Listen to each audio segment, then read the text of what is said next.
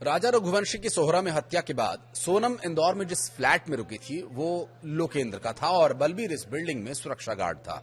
सोनम 30 मई से 7 जून 2025 तक यहां छिपी थी, ऐसा आरोप है। और ये फ्लैट शिलोम जोन्स ने ही सोनम के साथी विशाल चौहान को किराए पर दिया हुआ था। बलबीर अहिरवार पूरी गतिविधियों की जानकारी रखता था, ऐसा उस पर आरोप है। तो क्या इस परिस्थिति में वो कानून की नजर में दोषी होगा? हालांकि अभी तक जो मुख्य आरोपी है उसे भी दोषी सिद्ध नहीं किया जा सका है कानून की नजर में। तो इन आरोपियों की भला क्या ही कहें, इस बारे में बात करेंगे। नमस्कार, मैं हूं आशीष त्रिपाठी। इंदौर में राजा रघुवंशी मर्डर मामले को लेकर सनसनी है और इंदौर के रहने वाले राजा रघुवंशी के शिलोंग में हुए हत्याकांड को लेकर के इस पूरे मामले में जो मुख्य आरोपी सोनम है उसके सह आरोपियों जिसमें लोकेंद्र सिंह तोमर और बलबीर अहिरवार को जमानत दे दी गई है। दोनों की न्यायिक हिरासत खत्म होने के बाद प्रथम श्रेणी न्यायिक मजिस्ट्रेट DKK मेहसिल की अदालत ने बुधवार को दोनों को जमानत दी। सुनवाई वीडियो कॉन्फ्रेंसिंग के जरिए हुई। शिलोंग कोर्ट के सरकारी वकील तुषार चंदा के अनुसार दोनों सह आरोपियों के खिलाफ दर्ज धाराएं जमानती थीं और उनकी हत्या में कोई प्रत्यक्ष भूमिका भी नहीं पाई गई है। अदालत को यह बताया गया कि इन दोनों की भूमिका केवल सोनम को शरण देने और सुरक्षा प्रदान करने तक सीमित थी और इसी आधार पर अदालत ने उन्हें जमानत पर रिहा कर दिया है। एडवोकेट चंदा ने यह भी कहा कि जांच के दौरान इनकी संलिप्तता केवल परिस्थिति जन्य यानी सर्कमस्टेंशियल थी और सोनम के भाई गोविंद ने राजा के परिवार को करीब 16 लाख रुपए के गहने भी लौटा दिए हैं। इस मामले में अपडेट ये भी आया, उन्होंने शादी के दौरान जो सोनम को अंगूठी, चूड़ियां, सोने के हार और बाजूबंद दिए थे वो सभी वापस लौटा दिए गए। दरअसल शिलोंग जाने से पहले सोनम ने सारे गहने मायके में ही रख दिए थे और ये केवल मंगलसूत्र और अंगूठी को लेकर अपने साथ गई हुई थी जो अभी शिलोंग पुलिस के पास है। गोविंद रघुवंशी ने राजेंद्र नगर पुलिस थाने के जरिए ये सारे गहने राजा के परिवार को वापस लौटा दिए। उनका कहना यह है कि उनका इस पर कोई हक नहीं है,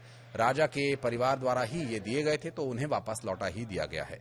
उधर सोनम के परिवार की ओर से राजा रघुवंशी को जो गिफ्ट्स और कैश दिए गए थे उसे उन्होंने वापस लेने से भी इनकार कर दिया।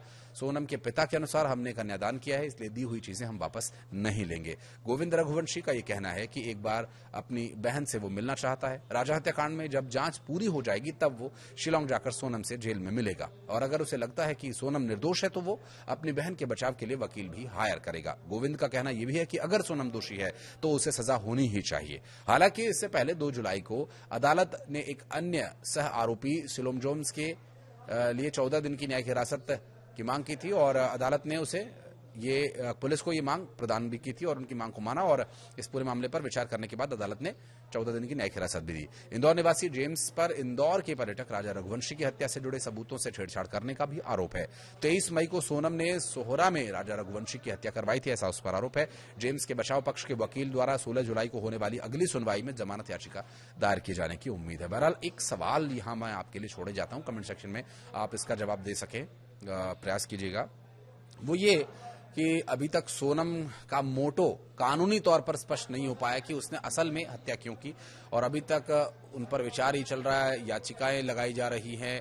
क्या उन्हें वकील हायर करके परिवार देगा, ये भी बात की बात है और बार बार ये परिवार की तरफ से दावा किया जा रहा है कि अगर वो दोषी है तो उसको सजा मिलेगी और क्या ऐसी परिस्थिति में वाकई परिवार उसकी मदद नहीं करेगा और क्या उसके परिवार को उसकी मदद करनी चाहिए। इस बारे में अगर आप कुछ कहना चाहें तो बताइएगा। साथ ही एक सवाल और वो ये कि जिस तरह से परिस्थितियां बन रही हैं, जो उसके सह आरोपियों को जमानत मिली है, क्या समय के साथ सोनम और उसके सहयोगियों के साथ भी इसी तरह का बर्ताव होगा? क्या अदालत से उन्हें राहत इसी तरह से मिल जाएगी या फिर कानून सख्ती दिखाते हुए इस पूरे मामले पर विचार करेगा और आगे जो भी याचिका या जो भी अर्जियां लगाई जाती हैं उसको अदालत किस तरह से सुनता है और आगे केस में क्या अपडेट होगा, इसके लिए एक और वीडियो हम आपके लिए लेकर आएंगे।